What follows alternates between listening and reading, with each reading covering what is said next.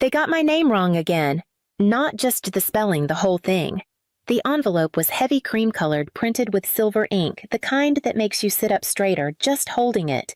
My daughter June found it in the mailbox before I did, her fingers still sticky from the peanut butter crackers she'd been eating in the back seat. "Mommy, look," she chirped, waving it like a golden ticket. "Is this for you?" I knew the handwriting before I saw the return address, elegant, decisive. Vanessa's. I took it from her carefully. My fingers left a faint smudge on the paper. I should have waited to open it, but I didn't. Right there, parked crooked in front of our duplex with the afternoon sun creeping across the dashboard. I peeled back the flap. "You are cordially invited to a rooftop celebration in honor of Vanessa Clay, Senior Vice President of Brand Strategy." And underneath that, typed in serif font, too proud to be corrected, "Miss Noemi Clary and guest, not Naomi, not Clay, not even close." For a long moment, I just stared at it, the way you might stare at a bruise that appeared overnight.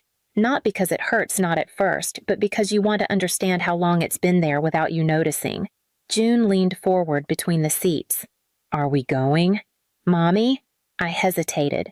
"We'll see." She grinned and bounced back in her booster. "I want to wear my sparkly skirt." I didn't answer. Instead, I slipped the invitation into my tote bag next to the grocery list and the unpaid water bill, like it belonged in that pile, like it didn't mean anything, but of course it did. That night after June was asleep and I'd finally scrubbed the last dried glob of toothpaste off the bathroom counter, I sat on the edge of my bed and read the invitation again under the yellow lamplight. The typo was still there. Still wrong, still small and pointed like every other time. It wasn't the first time Vanessa's assistant or whoever sent these things had gotten my name wrong. Once they'd addressed a holiday card to Naomi and son June's name was nowhere. Another time. My name had been printed so faintly on a place card that the server at the gala couldn't find me on the list. Each time I told myself it didn't matter, that being included even by mistake was better than being left out entirely. But this time the mistake felt deliberate, like a message whispered just loud enough for only me to hear. "We see you, but we don't really want to." I was still staring at the invitation when my phone lit up. It was from my mother. "No." "Hi, honey." "No." "How are you?" "Just this. Please don't make this night about you." Vanessa worked hard. "Just smile, be polite, and don't bring up the past." That was it. I let the screen go dark. Then I sat there for a long time, the house silent except for the faint hum of the fridge. I didn't cry. I didn't get angry. I just felt hollow, like I'd become the caution tape at the edge of my own life, seen but only as a warning. But June, she didn't see any of that. She saw sparkles and celebration and the chance to be near people who shared her last name. The next morning, she found the RSVP card on the counter and shouted, "We're going right!" And I said yes. Because as much as I wanted to disappear, I couldn't bear to let her think I wasn't worth showing up for. There's a photo from 11 years ago buried somewhere in a box under my bed of my sister Vanessa standing in our parents' garage pointing to a poster board covered in hand-drawn graphs. I'm standing beside her, half smiling in sweats and a messy bun, holding a red marker. What that photo doesn't show, and what no one ever talks about, is how we got there. Dad had just passed 6 months before. The grief in our house didn't scream. It settled heavy, quiet, unspoken. Vanessa was flailing. She had bombed her last semester and was ready to give up on grad school applications entirely. I remember sitting with her at that dining table for hours, coaching her through essay prompts, formatting her resume line by line, printing out mock pitch decks to boost her confidence. I even introduced her to Malcolm Rhodes, an old contact from a nonprofit I'd once freelanced for. I didn't think twice. She was my sister. That year, I deferred school, took June with me to babysitting gigs, typed content copy late at night for small businesses just to keep the lights on. Vanessa, meanwhile, landed her first internship at Rhodes & Partners. Her life took off mine, settled. At first, it didn't bother me. I wanted her to succeed. I told myself there'd be room for me later, but then birthdays came and went, with my name forgotten in group texts, family dinners where my seat moved farther from the center until I found myself next to Coates on the guest bench. At one gathering, the slideshow of Vanessa's journey played on loop, and in every picture that once had both of us, I was cropped out. The worst part wasn't being excluded, it was how quietly it happened. No confrontation, no fight, just silence, like a door gently closing. Locking itself, Mom used to say. Vanessa has always been the driven one, as if I had chosen stillness, as if grief hadn't carved that choice into me. She told June once right in front of me, "Your mama's good at staying in the background. That's a gift too." Baby, I didn't correct her. Not because I agreed, but because I was too tired to explain the difference between stepping aside and being pushed. Sometimes I'd wonder when exactly I disappeared. Was it the day I handed Vanessa that business card from Malcolm? Was it the first time she posted a photo of her mentors and left me out? Or was it slower than that? 1,000 little moments where I didn't raise my voice. The answer didn't matter, because somewhere between the garage presentations and rooftop promotions, my role shifted from older sister to invisible archive. And by the time I noticed I wasn't just missing from photos, I was missing from the story altogether. I never plotted to get even. That would have taken energy I didn't have. Instead, I did what forgotten people do best. I got quiet, I got small, I disappeared politely. We moved to a 2-bedroom rental north of Round Rock, far enough from the city for the silence to feel like ours. June started kindergarten at the local elementary, and I picked up freelance copywriting again, small businesses, mostly non-profits, who needed web pages with warmth. I kept my LinkedIn simple, no photos, no fanfare. I stopped attending family holidays. No one called to ask why. Most nights after June was asleep, I'd stay up tinkering with documents. No one asked for resume templates for young women on career forums, guides for interns unsure of how to write their first cover letter. I sent one anonymously to a junior associate at Rhodes & Partners when I saw her post about burnout on Twitter. She never knew it was me, but the next month I heard she'd been promoted. I didn't want credit. I just couldn't seem to stop giving.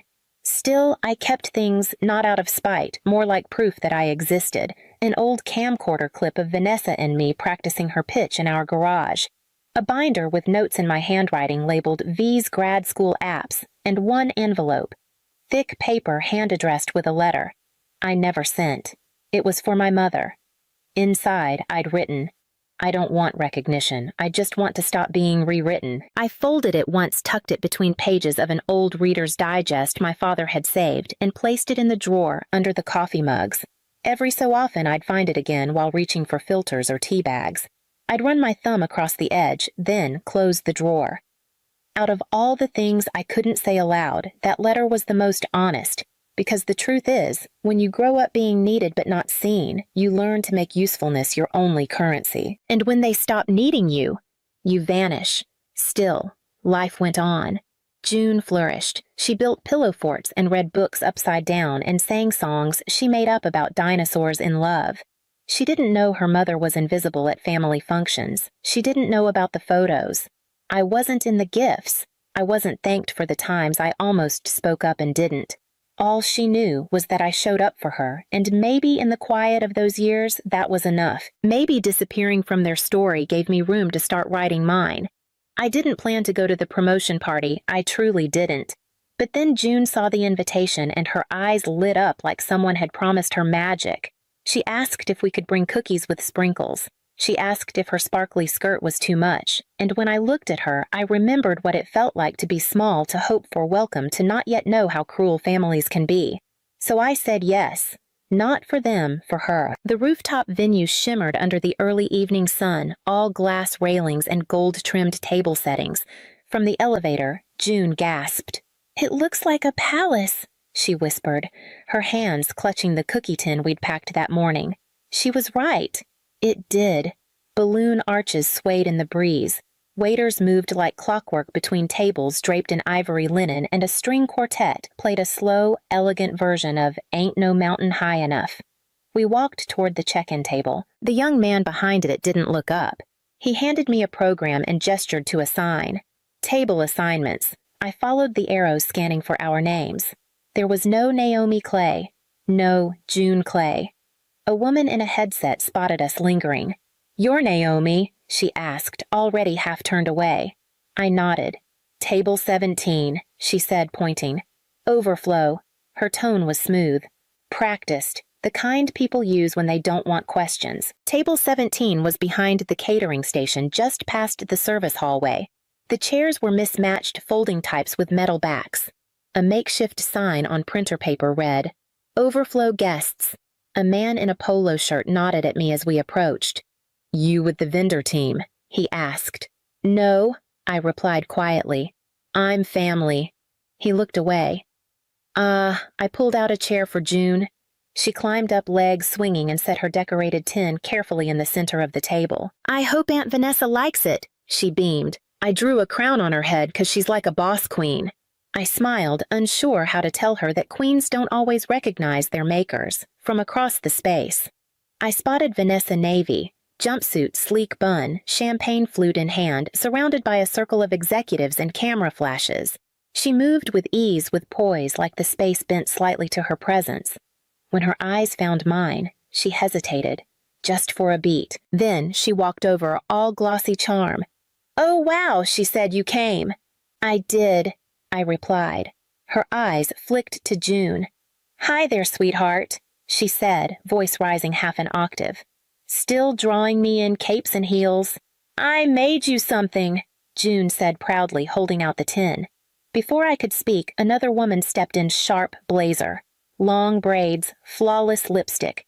Vanessa turned to her immediately. "Jasmine, this is my niece. Isn't she adorable?"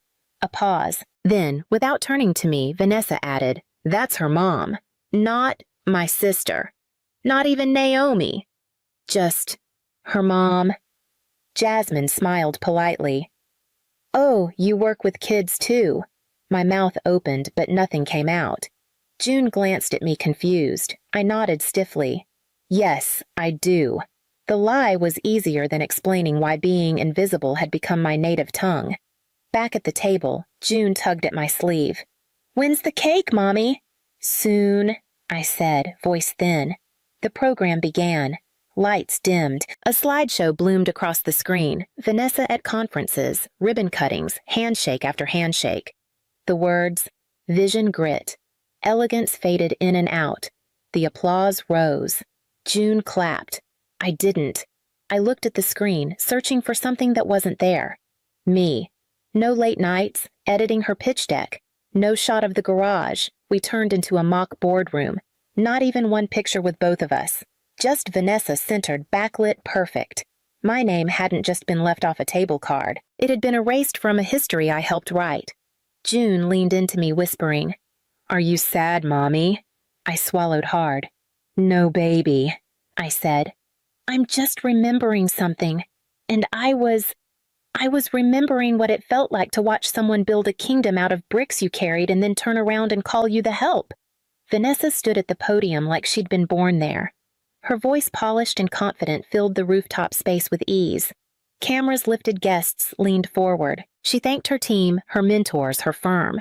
She even quoted a business author. Then she paused, raised her glass. "And I'd be remiss," she said, "if I didn't mention the woman who's always been persistent." A few polite laughs. "My older sister," she continued, "a single mom, resilient, tireless, clearly unwanted by anyone else." Laughter. Laughter that rippled and expanded, not from strangers, but from people I used to pass mashed potatoes to at Christmas. Some gasped, then laughed harder at the awkwardness. Others chuckled like they'd been waiting for permission. I froze, my hand clenched around the water glass, slick with condensation. Across the table, June's smile faltered. She looked up at me, brows pinched in confusion. "Why are they laughing at you, Mommy?" I couldn't answer. I could barely breathe.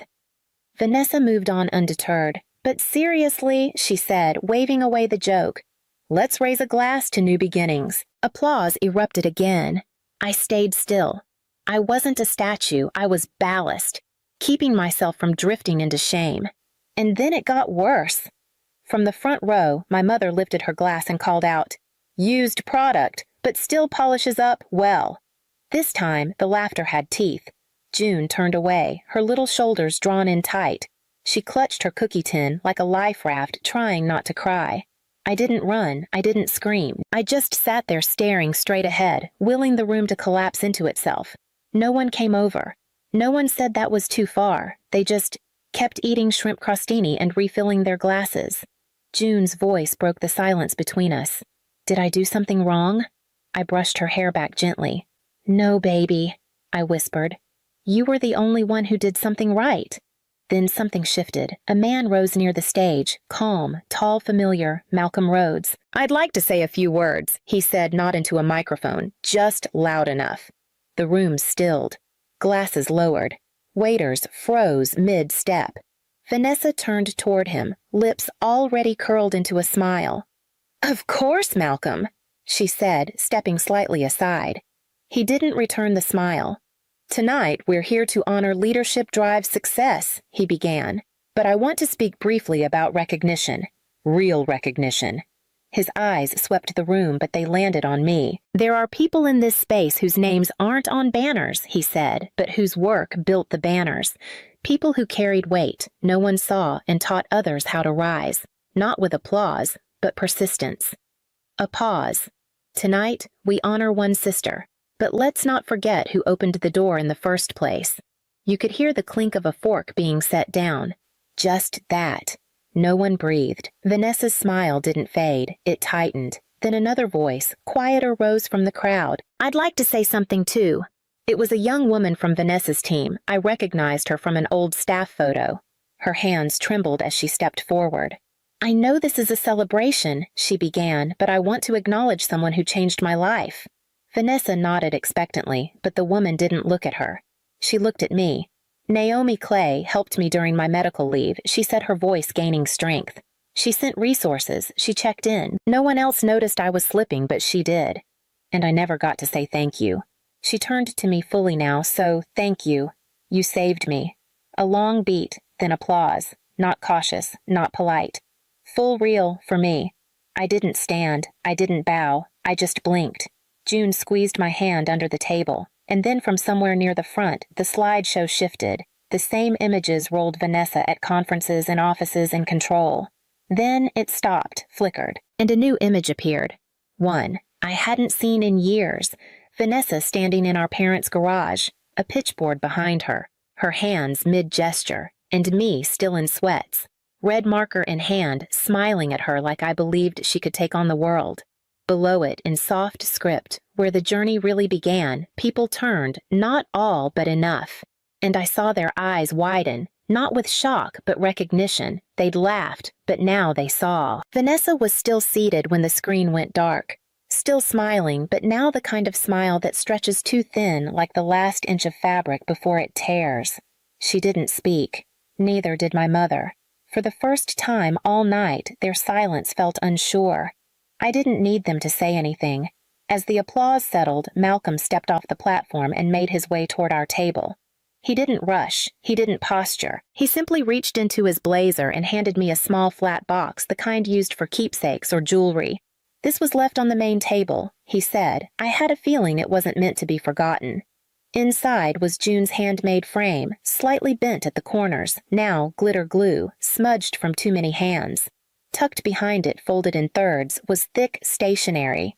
I unfolded it carefully. At the top was a logo. I recognized the non-profit Malcolm chaired, underneath a formal letter. They were launching a mentorship initiative, focused on resilience, on voices overlooked. They wanted me to lead the pilot.